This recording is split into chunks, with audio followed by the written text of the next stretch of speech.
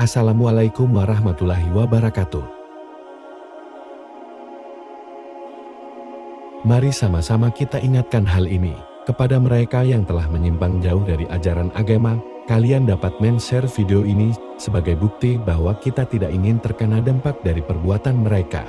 Sebab benar adanya, dosa ditanggung masing-masing, akan tetapi jika Allah murka dan mendatangkan azab ataupun musibah, maka bukan hanya mereka, tapi kita pun bukan tidak mungkin akan bernasib sama, karena kita berada di bumi yang sama. Akhir zaman. Apa yang sebenarnya ada dalam pikiran orang ini? Jagat media dibuat gempar dengan kabar yang beredar baru-baru ini, seorang selebgram yang dikenal dengan sebutan Mami Online alias Iza Zega. Diketahui dia memiliki nama lengkap sebenarnya adalah Sahrul Isa.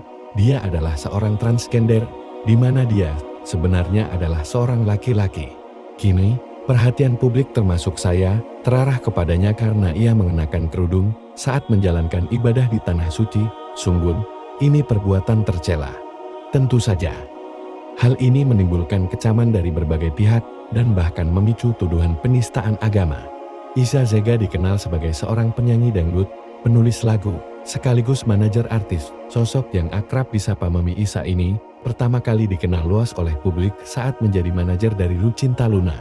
Meskipun ada juga kabar yang mengatakan bahwa dirinya telah melakukan operasi, namun bukankah seharusnya paham bahwa jika ingin melakukan ibadah umrah, baiknya dia kembali ke kodratnya? Bukan hanya tentang Mami Isa, bahkan rasanya semakin miris sekali sebab maraknya para gay, lesbi, transgender dan juga LGBT yang kini sering berseliweran di media sosial serta dengan bangganya mempertontonkan dosanya. Bukankah ini mengharuskan kita semua untuk harus belajar lagi dan mengambil hikmah dari kisah Nabi Lut AS dan kaumnya yang dikenal berperilaku menyimpang, yaitu kaum homoseksual liwat.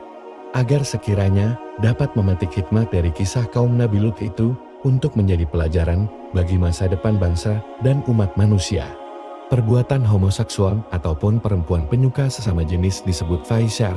Menurut Muhammad Al-Hijazi dalam At-Tafsir Al-Wadi, esensi fahisyah itu adalah perbuatan yang sangat keji, buruk, menjijikkan, dan sangat membahayakan. Perilaku lesbian dan gay kaum Lut itu juga disebut mungkar, ditolak keras, tidak bisa diterima norma agama, etika, atau hukum.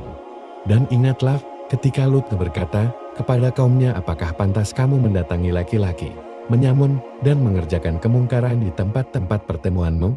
Parahnya, mereka menantang nabinya untuk meminta didatangkan azab Allah kepada mereka, di mana jawaban kaumnya tidak lain mengatakan, datangkanlah kepada kami azab Allah, jika engkau termasuk orang-orang yang benar. Perilaku kaum Nabi Lut itu mufsid, merusak. Mereka dinilai sebagai pembuat kerusakan, karena mereka itu merusak indahnya lembaga pernikahan berbeda jenis, merusak salah satu tujuan dan fungsi pernikahan, yaitu reproduksi secara sehat dan halal, sekaligus merusak mental spiritual dan masa depan manusia.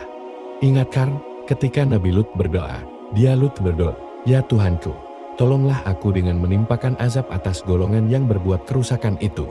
Jika mayoritas manusia berperilaku seperti kaum Nabi Lut, niscaya punahlah kehidupan manusia di muka bumi ini. Perilaku kaum Nabi Lut itu musrif, sungguh keterlaluan, atau melampaui batas, rasionalitas, kepatutan, dan kewajaran abnormal. Tentu saja melampaui batas. Binatang saja yang tidak diberikan oleh Allah akal dan kalbu, tidak ada yang menyukai sesama jenis. Artinya, perilaku kaum Nabi Lut itu jauh lebih buruk daripada perilaku binatang, karena tidak ada ayam, kambing, kerbau dan lainnya yang jantan atau betina menyukai dan mengawini sesama jantan atau betina. Telah banyak pula riset menunjukkan asal mula timbulnya penyakit AIDS adalah karena hubungan seksual sesama jenis melalui perilaku seks anal dubur yang oleh Nabi secara tegas dilarang. Perilaku kaum Nabi Lut itu merupakan dosa besar. Pelakunya disebut mujrimun. Perilaku kaum Nabi Lut termasuk perilaku yang berulang kali diberi peringatan munzar oleh Allah. Namun, mereka tetap tidak percaya, bahkan menentang dan menantang didatangkannya azab kepada mereka. Yang dikisahkan di dalam Al-Quran tentang azab yang diturunkan Allah kepada kaum Nabi Lut yang berperilaku ala LGBT itu adalah hukuman super dahsyat. Kisah tersebut faktual, benar adanya, dan tidak ahistoris. Ingat, tidak ada satupun argumen yang dapat dijadikan sebagai pembenaran atas legalisasi perkawinan sejenis, termasuk argumen HAM.